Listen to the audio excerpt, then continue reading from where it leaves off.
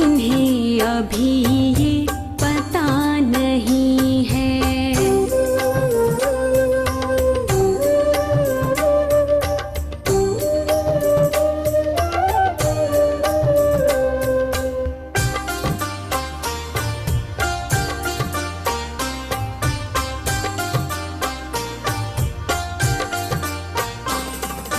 हमें तो मतलब है सिर्फ तुमसे, हमारे दिल में बस तो ही तो है।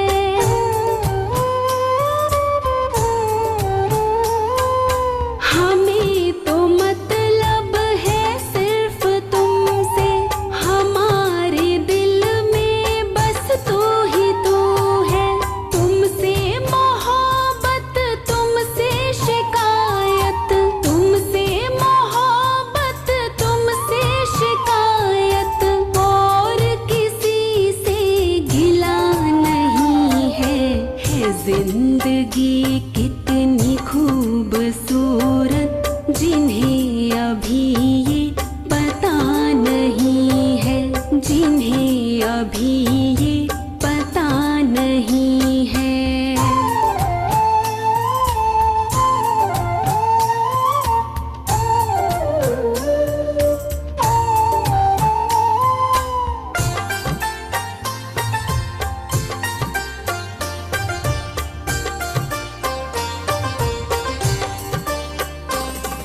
मेरी निगाहों 5 बजे सुबह जाओ रोड के ऊपर, एक रेड सिग्नल ऑन होता है वहां पे। कितने लोग रुकते हैं? चल कैमरा नहीं है, मैं तो बॉयसर में कैमरा नहीं होगा, है ना।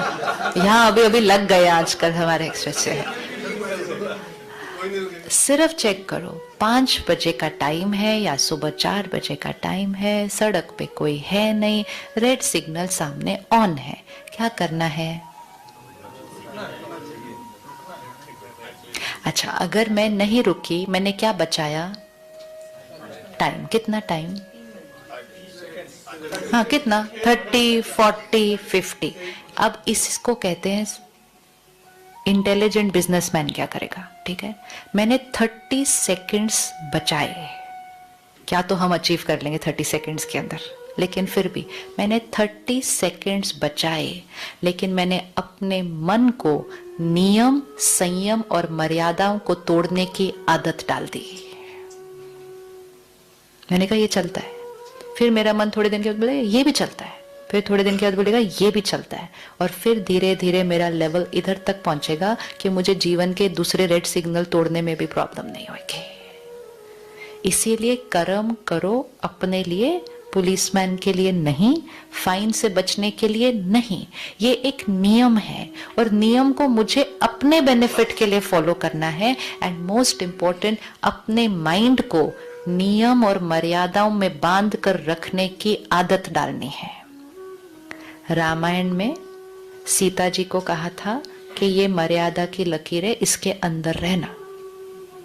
बनाई थी ना एक लकीर उनके इर्द गिर्द। रावण कहाँ खड़ा था? कभी हमने सोचा वो रावण इतना सा अंदर नहीं आ सकता, इतना पावरफुल है।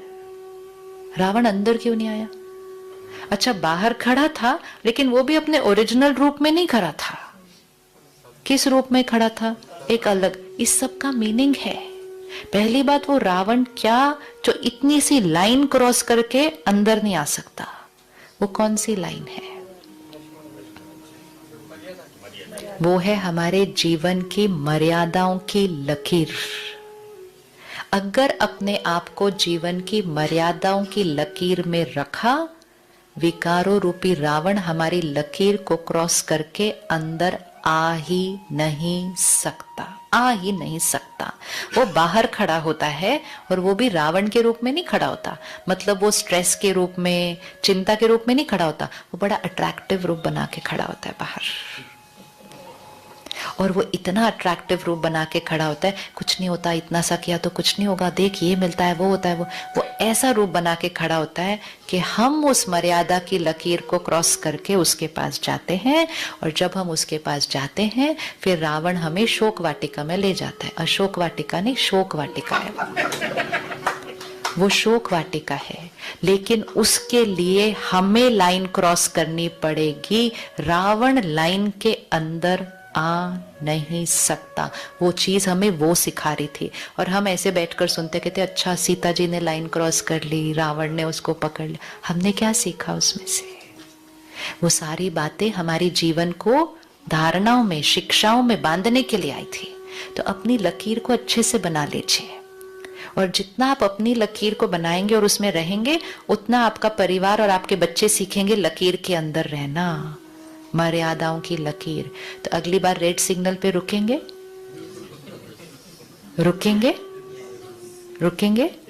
हम जो कहते हैं ना मेरी विल पावर घटती जा रही है, विल पावर इसलिए घटती गई क्योंकि हमने बहुत बार अपने मन को सही करने के लिए रोका नहीं। हमने कहा कुछ नहीं होता, इतना सा खा ले, कुछ नहीं होता, इतना सा कर ले, कुछ नहीं होता, सब बोल रहे हैं प्यार से, कर ले, कुछ नहीं होता।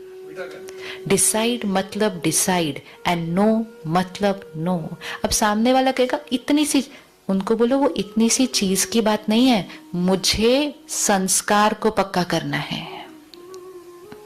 It is not about that. It is not कि अगर आपने इतना मीठा कुछ खा लिया तो आप बहुत बीमार हो जाएंगे, नहीं।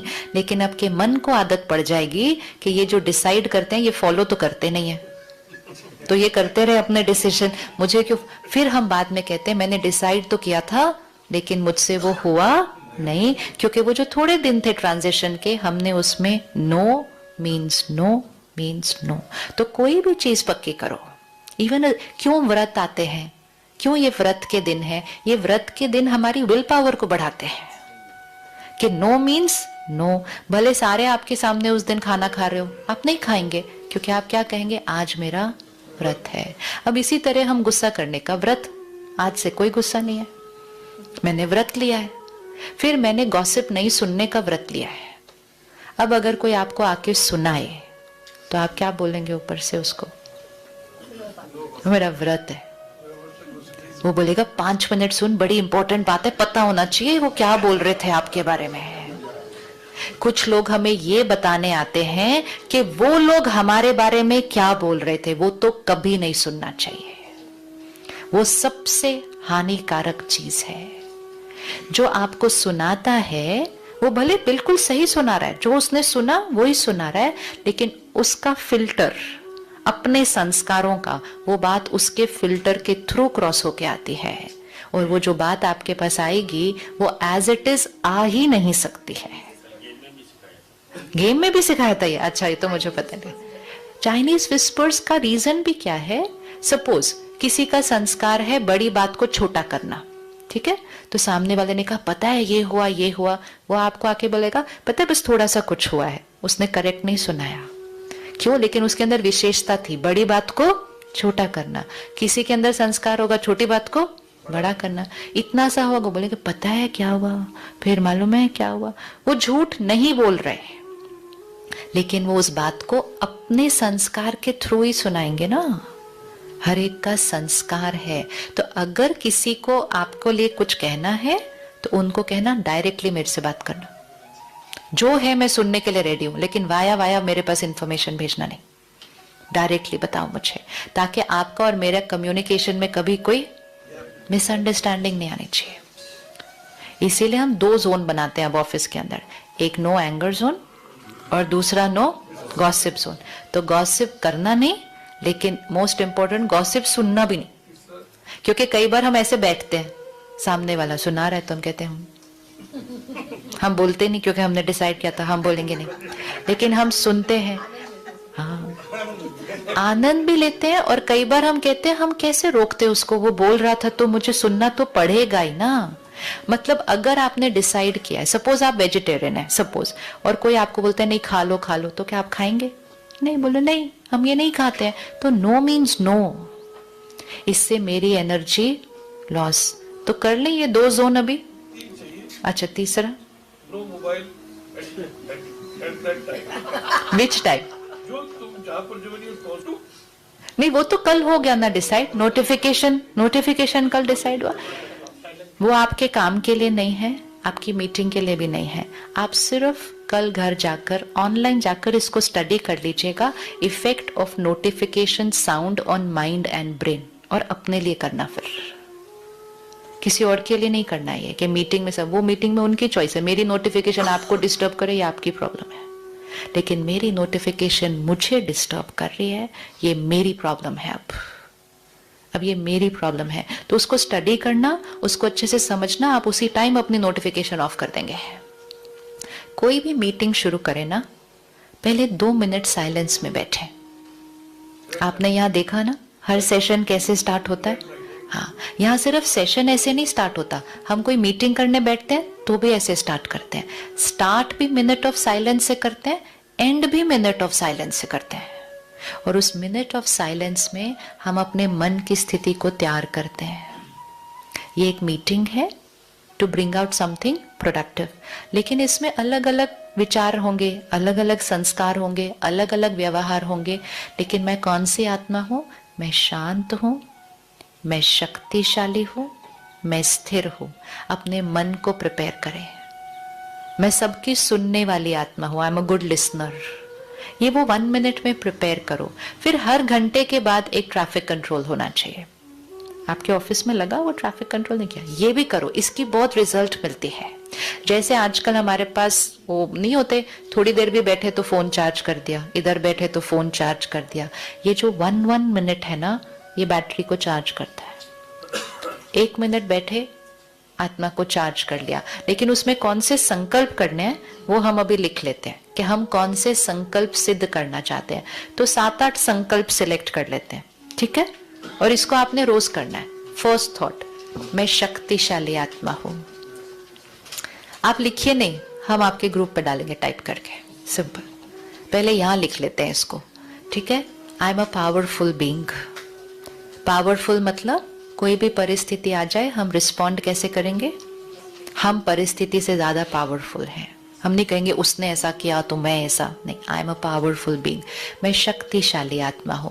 दूसरा, आई एम काम एंड स्टेबल. मैं हमेशा शांत हूं, स्थिर हूं. जो सोचेंगे वो बनते जाएंगे. संकल्प से सिद्धि है. मैं शांत हूं, स्थिर हूं. तीसरा, मैं सदा खुश हूं. मैं सदा खुश हूं. चौथा, मुझे किसी से कुछ नहीं चाहिए. मैं सबको देने वाली आत्मा हूं. देने वाला कैसे होता है? देवी देवताओं के हाथ कैसे दिखाते हैं? ऐसे होते हैं ना. ये क्या दे रहे हैं हमें? ये क्या दे रहे हैं? आजकल हमारी जीवन कैसी हो गई है? मुझे प्यार चाहिए, मुझे रिस्पेक्ट चाहिए, मुझे अप्रिसिएशन चाहिए, मुझे कोई समझे मुझे चाहिए. सब कुछ हमें चाहिए. और जिनसे हम सोच रहे हैं कि वो देंगे, वो कौन सी साइड पे खड़े? मुझे भी चाहिए. अब आप शाम को घर जाइए और आप सोचिए कि मुझे अपनी वाइफ से चाहिए. वो सामने से कहेगी मैंने शादी की क्यों? क्योंकि मुझे भी चाहिए था. और फिर दोनों बच्चों की तरफ देखेंगे, आपसे मुझे चाहिए. वो कहेंगे नहीं हम छोटे हैं, हमें आपसे चाहिए. हर एक चाहिए की साइड पर खड़ा हुआ है, चाहे घर पे, चाहे टीम में, चाहे कहीं. तो हर जगह एक दिया चाहिए. अब इसीलिए दुनिया कहती है दिया जलाओ, दिया जलता रहे तो जीवन शुभ होगा. दिया मतलब दिया, द पावर टू गिव. तो नहीं चाहिए मतलब ये नहीं धन नहीं चाहिए, सामान नहीं चाहिए. नहीं चाहिए मतलब मुझे प्यार चाहिए नहीं, मुझे महिमा चाहिए नहीं, मुझे रिस्पेक्ट चाहिए नहीं. मैं देने वाली आत्मा हूं. इसको सिखा दो. मुझे किसी से कुछ नहीं चाहिए, मैं सबको देने वाली आत्मा. और आप तो सब वैसे भी लीडरशिप क्वालिटी है, तो लीडरशिप को हमेशा कैसे होना चाहिए? देना. जितना देने वाले होंगे उतना सर्कल क्या होता जाएगा? वाइड. सिंपल कनेक्शन है. इसीलिए देवी देवताओं के हाथ ऐसे और सर्कल वाइट. सारे धर्म स्थापकों के हाथ ऐसे और circle white. Giving. I am a giver. मुझे किसी से कुछ नहीं चाहिए. 5वां, मेरा शरीर स्वस्थ है, निरोगी है. और हमेशा रहेगा। छठा, अगर आपको कोई छोटी बड़ी बीमारी है, सपोज किसी को ब्लड प्रेशर ज्यादा है, तो वो उसमें संकल्प लिखेंगे मेरा ब्लड प्रेशर नॉर्मल है। जरूर लिखना है मेरा ब्लड प्रेशर नॉर्मल है। फिगर भी दे दो जितना चाहिए, 120, 80, 130, 80। ये है पावर ऑफ द माइंड। ये सबसे बड़ी पावर है और इसी को आज बहुत लोग यूज नहीं कर रहे। इसको यूज करो तो मिरेकल्स। फिर रिश्ते, I accept everyone, everyone accepts me. मैं सबको स्वीकार करती हूँ और सब मुझे स्वीकार करते हैं। फिर अपने काम के लिए एक संकल्प लिखना है। जो आपका टारगेट है अगले 3 महीने के लिए, जो आपका गोल है, जो आप अचीव करना चाहते हैं, आप उसके लिए संकल्प लिखिए, मैंने ये ऑलरेडी अचीव कर लिया है। संकल्प की भाषा पता होनी चाहिए, अफर्मेशन की। मैंने ये ऑलरेडी अचीव कर लिया है। फिर लास्ट, सफलता मेरे लिए निश्चित है। सफलता मेरे लिए निश्चित है। एंड आखिरी संकल्प, परमात्मा की शक्तियां और दुआएं मेरे चारों तरफ एक सुरक्षा कवच है। ये सुरक्षा कवच रोज ड्रॉ करना है, रोज ड्रॉ करना है। आसपास की हवा में बहुत पोल्यूशन है, आप शांत रहना चाहेंगे, हवा में गुस्सा है, हवा में गुस्सा है और लोग गुस्सा कर रहे हैं। अगर मैंने ये सुरक्षा कवच नहीं ड्रॉ किया तो वो गुस्से के वाइब्रेशंस कभी कभी मेरे पास आ जाते हैं और मैंने डिसाइड किया था नहीं करने का और फिर भी। तो ये 10 संकल्प। अब यही सुरक्षा कवच आप अपने परिवार के अराउंड भी ड्रॉ कीजिए और यही सुरक्षा कवच आप अपने ऑफिस के अराउंड भी ड्रॉ कीजिए। ये सब सुबह हो जाएगा कि अपने ऑफिस के अराउंड की एक white light, divine light circle हमारे ऑफिस के अराउंड सुरक्षा कवच है। सब कुछ अंदर परफेक्ट है, स्मूथ है। संकल्प इजी है ये करना। इनको कब करना है? सुबह उठते ही पहला संकल्प। सबकॉन्शियस माइंड खुली हुई है, जो सोचेंगे सबसे अंदर डीप चला जाएगा उस टाइम। सुबह उठते ही पहले परमात्मा को शुक्रिया और फिर अपने ये 10 संकल्प। मैं शक्तिशाली हूं, मैं शांत हूं। आप जो करना चाहें अपनी लाइफ में उसका संकल्प डाल दीजिए। सपोज किसी के अंदर लेट आने का संस्कार होता है, पहुंचते ही नहीं टाइम पे, काम पूरा ही नहीं होता टाइम पे, वो संकल्प डालने, मेरा हर काम समय से पहले और एक्यूरेट पूरा होता है। होना चाहिए नहीं, होता है। ये डालिए, 2 महीने दीजिए, आपका संस्कार चेंज होने लग जाएगा। नहीं तो ऑपोजिट, मैं तो टाइम पे पहुंचता ही नहीं, मैं तो टाइम पे पहुंचता ही नहीं। अच्छा, हम नहीं हो तो 10 लोग और बोलते हैं, ये इसको बोलने का कुछ फायदा नहीं है, ये टाइम पे आने वाला नहीं है। ये एनर्जी, ब्लैक बॉल्स नहीं, व्हाइट। मैं हमेशा समय से पहले और एक्यूरेटली अपना काम पूरा करता हूँ। इजी है ये संकल्प करना। अब समय, सुबह उठते ही पहली बार, कम से कम 2 बार इनको धीरे धीरे अच्छे से रिपीट कर लीजिए। रात को सोने से पहले जरूर करना है, आखिरी thought before going to sleep. Easy, सोने से पहले 15 मिनट कुछ पॉजिटिव सुनेंगे, पढ़ेंगे, ऐसा नहीं सोएंगे। और 1 घंटा पहले हम बाकी सारे मीडिया से, रॉ मटेरियल से डिस्कनेक्ट हो जाएंगे। और लास्ट थॉट 2 बार इसको अच्छे से रिपीट कर लीजिए। 2 टाइम्स हो गया, रात को, सुबह। अब अगर आप इसको जल्दी सिद्ध करना चाहते हैं अपने लाइफ में, तो खाना खाने से पहले, क्योंकि जैसा अन्न वैसा मन। अब अन्न अगर किसी ने गुस्से में बनाया तो मैं कितना भी डिसाइड कर लूं कि मुझे गुस्सा नहीं करना, हो ही नहीं सकता। सारी इमोशनल इन्फेक्शन हमारे अंदर खाने और पानी से आती है। प्लेट आपके सामने है, 5 सेकंड रुकिए। मैं शक्तिशाली हूं, मैं शांत हूं, मैं स्थिर हूं, मैं सदा खुश हूं, मैं सबको देने वाली हूं, मेरा शरीर निरोगी स्वस्थ है, सफलता मेरे लिए निश्चित है, परमात्मा का सुरक्षा कवच मेरे चारों तरफ है। अब खाना खाओ। अरे आपले आई बाप आपल्याला मिठ्या मारू मारू कवटळू रडले पाहिजे की धन्य झालोय की मी तुझ्यासारखं पुत्र आणि तुझ्यासारखी पुत्री जन्माला आली आहे। मला पत्नी खुश, नवरा खुश, मुलं खुश, हे सगळेजण खुश होतील जर पैसा आला तर। काय वाटतं तुम्हाला? काम वाचण्याच्या पाठीमागे जाणार लोक लवकर अनहेल्दी म्हातारे व्हायला लागतात, चेहऱ्यावर त्यांचा फार कार्यक्रम होऊन जातो। तो साला भगवान ने आपको अपॉर्चुनिटी दी है कुछ बड़ा करने के लिए। अगर रिश्ता ठीक नहीं है, नहीं मिला है प्यार, नहीं है पार्टनर अच्छा, वो सिचुएशन में भगवान ने आपको डाला है ताकि आपको बहुत बड़ा कुछ करना है। समझ में आया?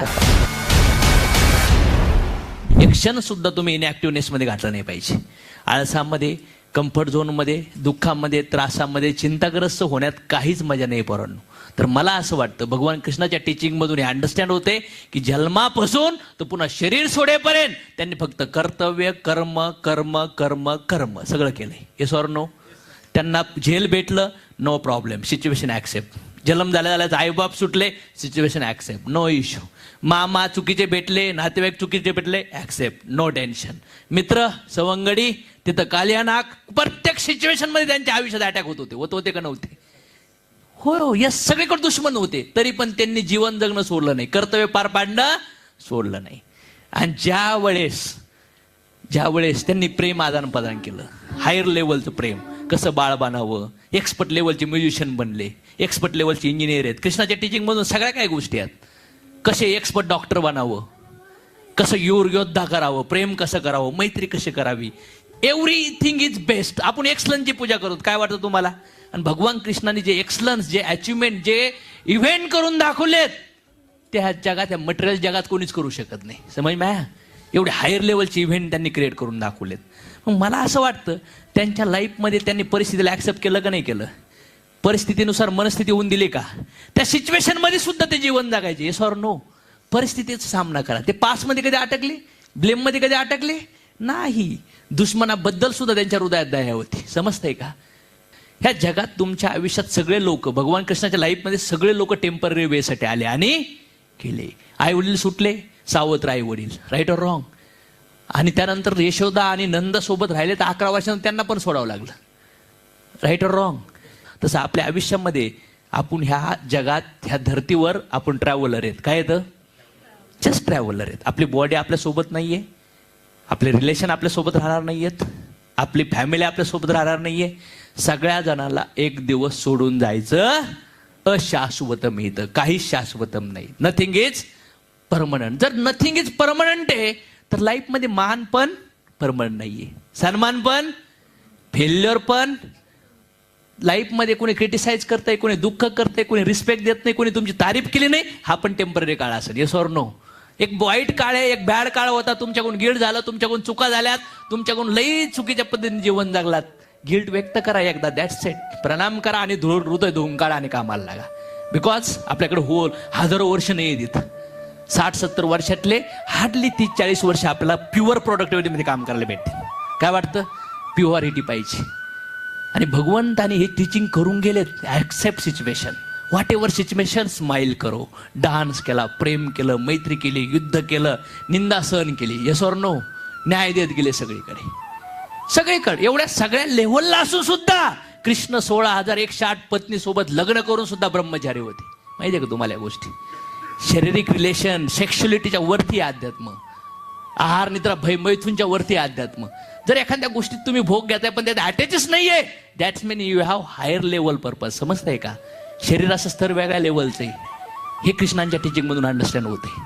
त्यांनी दाखवलंय कसं संसार करावं, कसं सिच्युएशन हँडलिंग कराव्या, कसं लोकांना दुःखातून मुक्त करावं. कालियाला त्रास देत होता, वध केलं का नाही केलं? का तर लोकाला त्रास, हे केमिकल त्रास देते का नाही? लोक हॉस्पिटल दुःखात त्रासात चुकीचे लोक आहेत का नाही? पार्टिसिपेट केलं त्याच्यात कालियाला मारण्यासाठी. दुष्कर्म करणारे लोक, कंस लोकांना अत्याचार करत होता, मामा असून सुद्धा लढले, no matter relationship. Yes or no? आई वडील जेलमध्ये होते तेव्हा भगवंताला विचारलं व्हाय. भक्त विचारतात, भक्ता मध्ये डिस्कशन होतं, तेव्हा भगवंत म्हणतात 6 पुत्र मेल्यानंतर सुद्धा देव की माझी वाट पाहतीये. याला म्हणतात हायर प्रेम. आणि मग मी जातो, मी चेक करतोय की हिच्यात कॅपॅसिटी आहे का मला जन्म देण्याची. समजतंय का? 6 पुत्र मारले गेलेत सख्या भावानी, तरी पण हिचा एक क्षण सुद्धा विश्वास डगमगत नाहीये. याला म्हणतात तपश्चर्या. मग रिझल्ट तयार होतात. समजतंय का तुम्हाला? भगवंत पण लई परीक्षा घेणार तुम्हाला देण्याच्या हातूवर. सगळी परीक्षा सगळ्या सिच्युएशन मध्ये तुम्हाला टाकून बघणार आणि त्या सिच्युएशन मध्ये तुमचं बिहेवियर, तुमची थॉट प्रोसेस, तुमचं रिॲक्शन हे सगळं चेक केलात. मग आले परीक्षा द्यावं लागली. देव केलं का नाही द्यावं लागलं? हा, नंद बाबा आणि यशोदाला पण परीक्षा द्यावा लागली. 11 वर्ष हायर सुख भेटलं. त्यानंतर राक्षी बोक्षी रडत होते नंद बाबा आणि कोण? यशोदा मैया. सोडून चाललंय. कळलंय 11 वर्षानंतर की बाळ माझं कसं त्रास होत असं. तिथं पण समजवलं, तिथं पण आई वडिलाला टीचिंग केलं.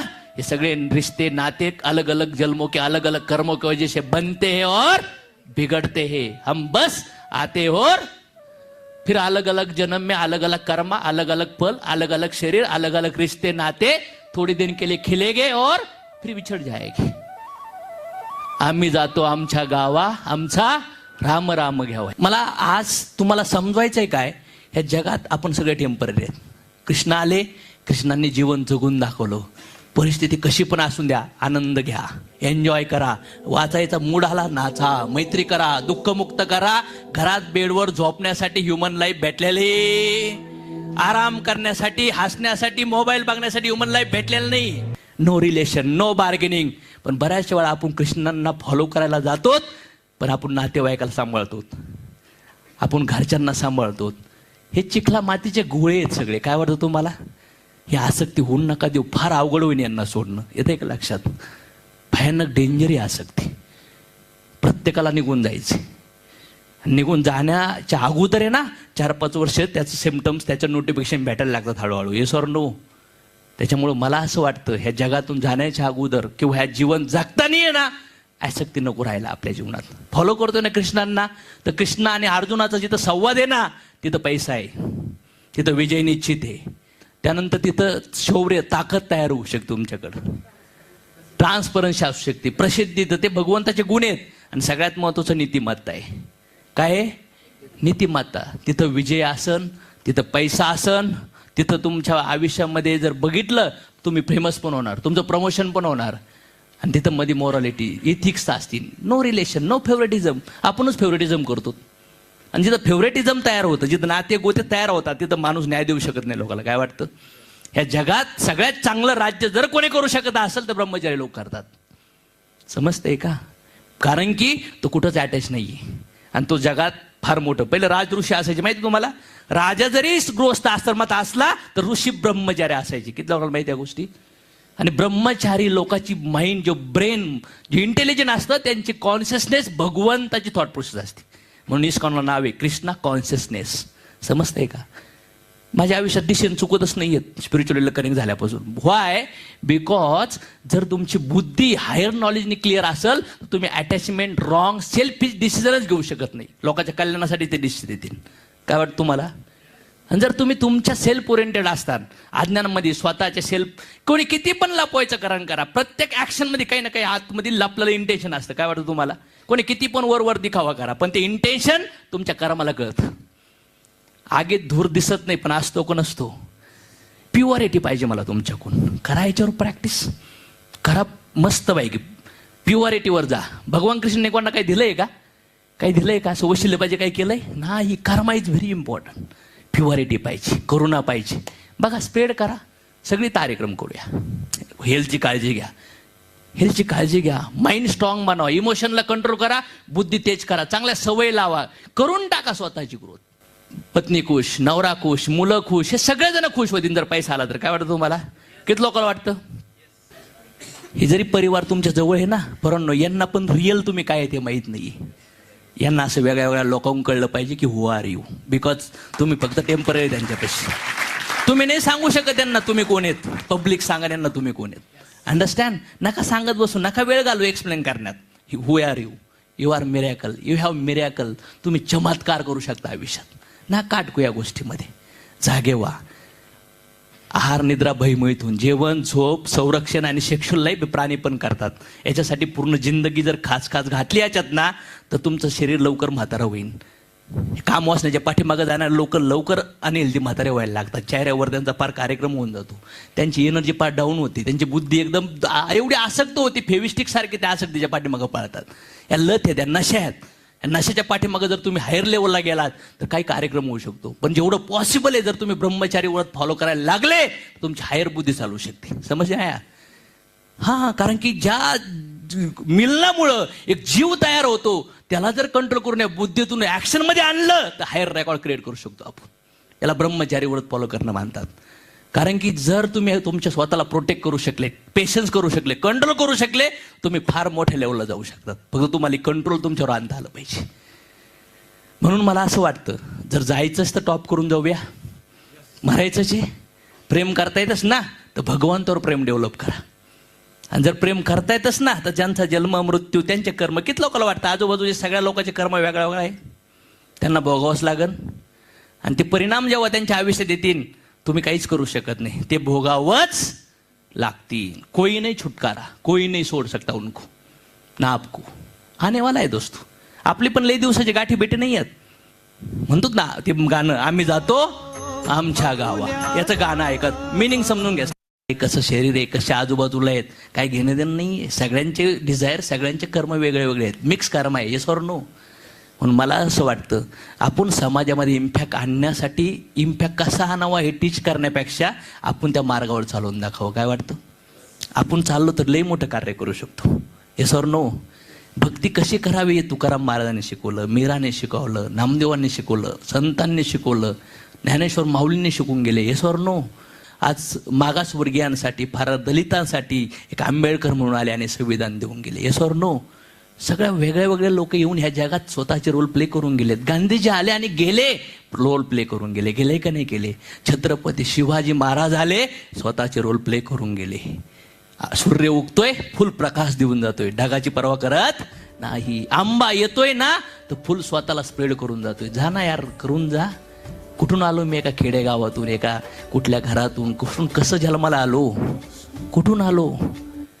अरे आपले आई बाप आपल्याला मिठ्या मारू मारू कवटळू कवटळू रडले पाहिजे की धन्य झालोय की मी तुझ्यासारखं पुत्र आणि तुझ्यासारखी पुत्री जन्माला आली आहे मला. किती लोकांना वाटतं हे ड्रीम फुलफिल करायला पाहिजे लाईफमध्ये.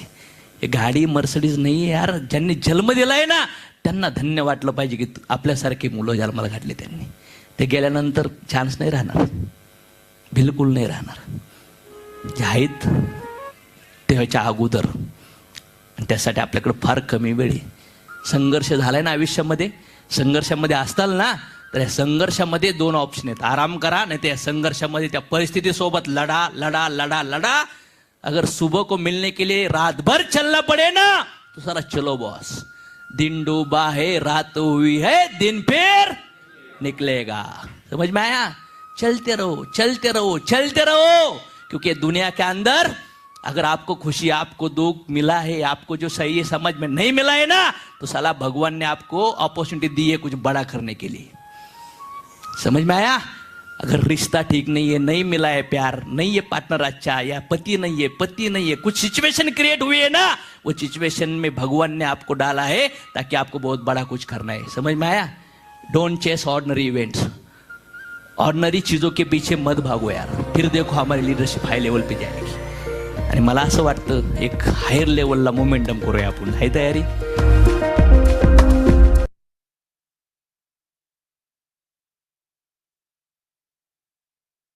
तो आपको अच्छा लगा है? Yes, very good.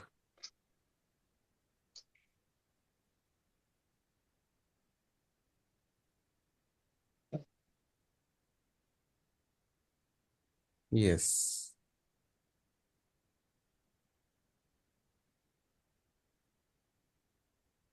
न रुकता न कहता न सुनता, जगत चेतना हूँ अनादि अनंता,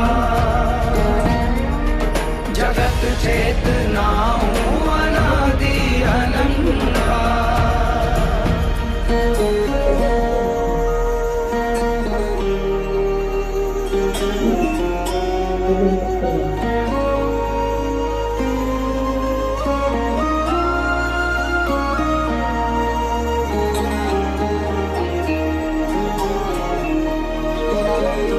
ना मैं प्राण हूँ ना ही हूँ पंचवायु, ना मुझ में घृणा ना कोई लगाव, ना लोभ मोह ईर्ष्या ना अभिमान भाव, धन धर्म काम मोक्ष सब अप्रभाव.